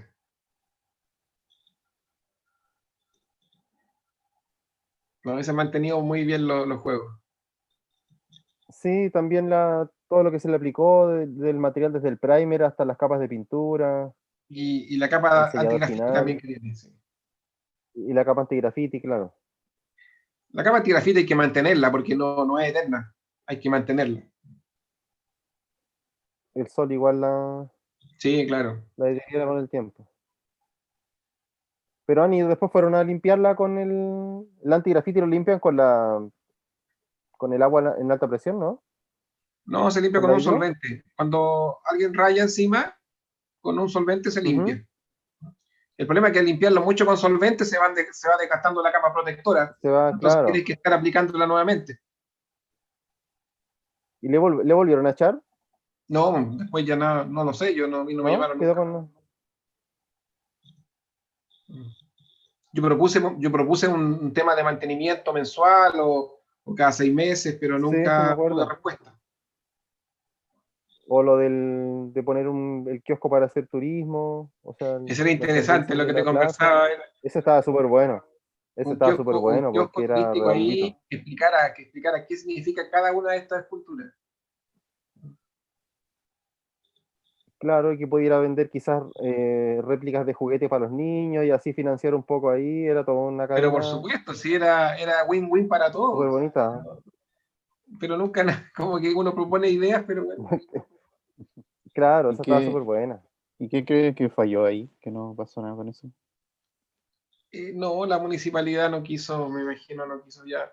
Se invirtió nomás, Invertir más, eh, claro. se invirtió en la recuperación y nada más, pues no había ninguna otra idea de mantenimiento. Ahora creo que los contratistas de los jardines se están preocupando de limpiar, pero no sé cómo estará. Pero por lo menos yo pasé hace un año atrás y se veía bastante bien. No puedo criticar, decir que están tan hechos un desastre. No, se ven bien. No, por lo menos esa vez que se explicó bien cómo se había hecho y cómo mantenerlo. No era que el caballero de la brocha roja que decía Federica, tú decías, que Claro, iba y le pasaba el mismo rojo que le pasó en la Alameda, iba, le pasaba donde estaba rojo ahí y borraba claro, los rayados. eso es lo que pasó por año. Claro, eso es lo que pasó por año. Así que no, esas ha sido las intervenciones que yo creo que han quedado bien. ¿Por qué? Porque a mí me gusta lo que hago. Eso es un tema tan simple como eso. Entonces, a uno encariñarse con lo que está haciendo, yo creo que las cosas quedan mejor. Es una derivada de eso. Así que contento con lo Claro, que y se hemos hecho hacen todos bien. estos años. Más que nada, Sí, me no sé si emociona de repente algún... ver recuperaciones que hemos hecho y hasta el día de hoy se mantienen. Sí, es que Yo han sido un creo aporte que también para el barrio. Por supuesto. Un punto de encuentro. Un punto de encuentro, claro. Claro, un punto de encuentro de la familia. Por supuesto. en virtud del tiempo llevamos harto rato y creo que tenemos para estar harto rato más hablando de Sí. todos estos temas. Me gustaría abrir de nuevo el micrófono a los estudiantes que van quedando. A ver si es que alguien más quiere comentar algo. Por ahí la Rosa estaba escribiendo también algunas cosas bien entretenidas. A ver si es que alguien quiere decir. Yo llegué un poco tarde, como a las 7:30, pero no sé si hablaron de si les ha pasado como un error garrafal de haber estropeado algún escultura o monumento que hayan restaurado, porque no me imagino que todo siempre es perfecto, siempre cometen errores o algún trabajador que se mandó así como una condoría grave, y cómo se pudo solucionar. Claro. Y mira, de repente como me ha pasado que hemos comenzado a trabajar y me han pedido, por ejemplo, retirar las capas de pintura, no sé, de algún edificio. Y muchas veces uno no sabe lo que hay debajo de la pintura y se encuentra con un estuco, un hormigón que lo han reparado 20.000 veces. Entonces uno dice, ya, yo hice la pega era sacar la pintura, recuperarlo en el original. Pero en lo original, en décadas atrás, habían reparado 40 veces con un cemento, un mortero que no tenía nada que ver con el estuco original. Entonces de repente se empieza a ver más feo que como estaba pintado, porque llegamos al original, pero con todos los parches que habían hecho los viejos por décadas atrás. Entonces eso uno no se da cuenta hasta que termina el trabajo. Eso ha sido como el tema que uno, ¿cómo lo hace? Si estamos recuperando lo original, pero en lo original ya se había reparado por el terremoto no sé cuánto, para atrás, y encontramos parche y parche y más parche. Otra cosa que una vez me acuerdo que recuperamos, limpiamos la fachada del Club de la Unión y encontramos las balas del 73 todavía ahí, pues metidas en los orificios y íbamos sacando las balas de esa época, del 73. Sí, pues, creo que todavía las tengo por ahí, las tenía guardadas, no las he visto hace mucho tiempo, pero las balas las íbamos sacando y ahí quedaron, todavía estaban las ráfagas en el muro, en la fachada poniente del Club de la Unión. Y nos fuimos quedando con lo que había ahí. Mira. Claro, porque nunca nadie había intervenido en la fachada del Club de la Unión, quizás de cuándo, creo que nunca. Claro, entonces ahí nos encontramos con esas cosas históricas.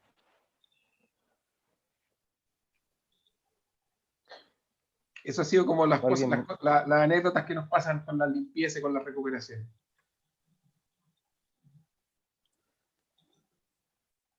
¿Algún otro comentario de alguno de los chiquillos? ¿Algún estudiante que quiera salir de alguna duda al tiro? Hola, buenas tardes, tío. Jesús, por acá. Quería hacerle la consulta de cuando se tiene que pintar un mural, ¿cómo lo hacen para que toda la comunidad esté de acuerdo a que ese mural debe ser pintado y de qué tema tiene que tratar? ¿O ustedes lo proponen o lo deciden los vecinos? No lo sé.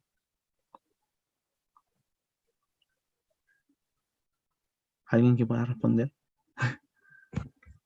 Bueno, en mi caso, que yo me he dedicado a varios proyectos de ese tipo, claro, si se va a intervenir un sector, por ejemplo, hace poco pinté la parte alta, en un CEFAM.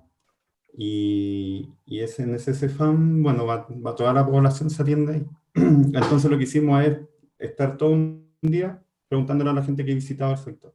Y le preguntamos, y ahí es donde me enteré yo de que querían pintar las casas blancas, la gente se opuso. Y de ahí van surgiendo las ideas para componer el mural. Entonces, ellos son los que te van dando los elementos.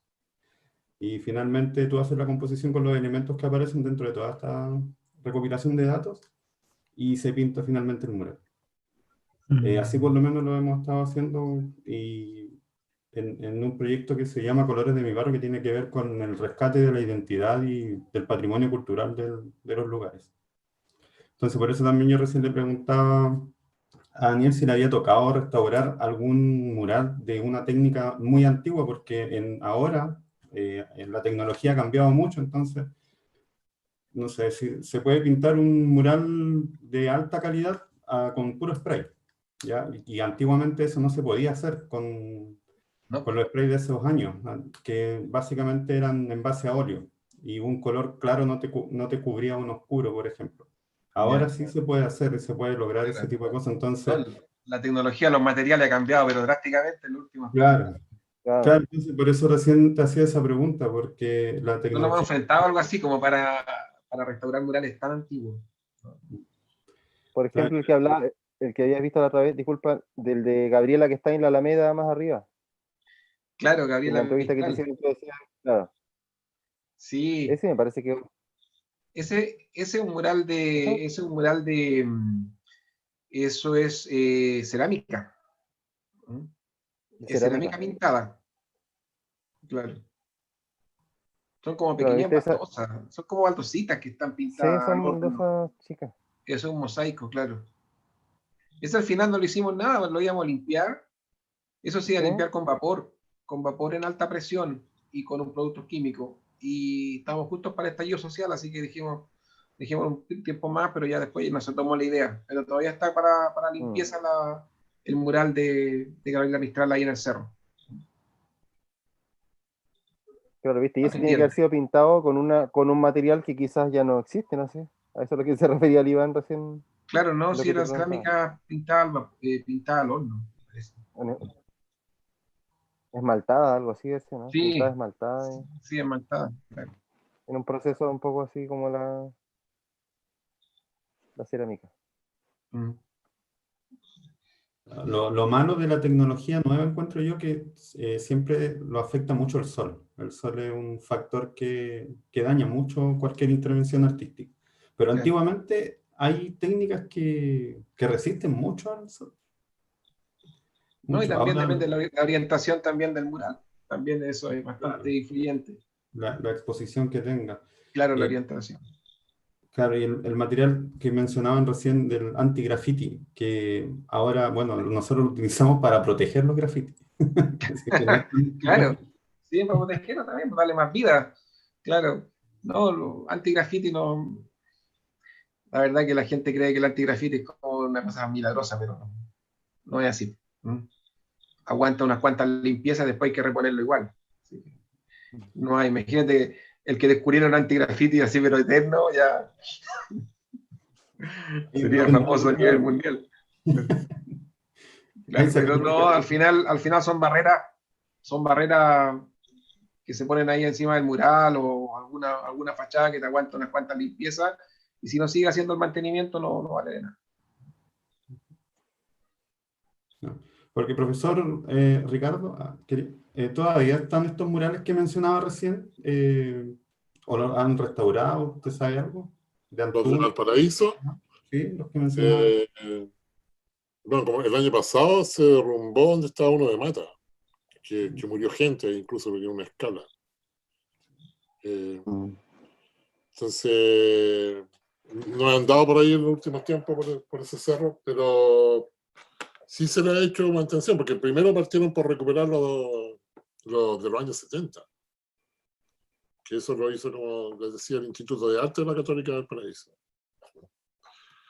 Y también existen otras técnicas, no sé si, yo creo que hay de ubicar un grafitero brasileño que se aburrió que lo tomaran preso por rayar, entre comillas, Y y empezó a hacer graffiti, no incorporando, sino que limpiando.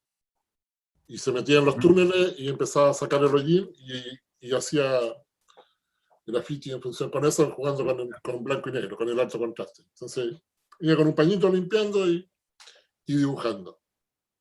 No tenían cómo meterlo preso ni cómo destruirle la obra, porque la obra era por un tiempo, estaba claro que al año... Pero ¿sabe? Dura poco. Claro.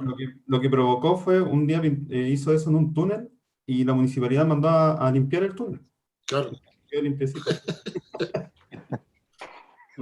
Hay varias maneras de poder intervenir.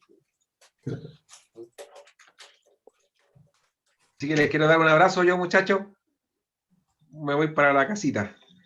Así que le agradezco mucho el tiempo y que ojalá hayamos disfrutado con estas historias y anécdotas de todo este tiempo. Sí, totalmente. Muchas gracias, muy agradecido por asistir a este espacio de Les conversación. agradezco a todos y cuenten conmigo cuando me necesiten. Cualquier consulta, Hernán me puede ubicar y si tenemos que hacer alguna otra reunión virtual, aquí estamos. Muchas gracias. Claro, muchas gracias. Chao. Muchas gracias Daniel. por asistir. Hernán.